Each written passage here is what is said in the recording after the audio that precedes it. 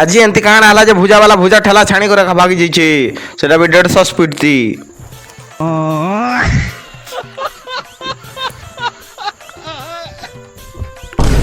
जुहार जे मास बोले मुई तो भल छे तमे भी भल से तिबार मोर ब्लॉग देखुथिबो आर निकला नहीं देखले हो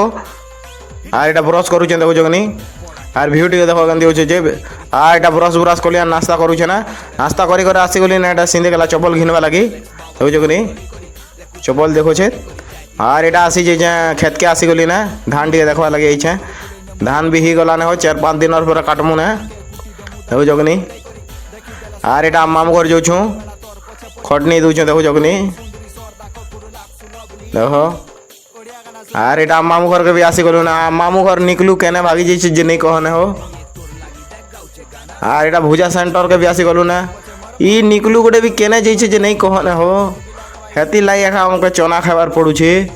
आरो तमार भाई के प्यार सपोर्ट करो आर आज वीडियो एते हितिला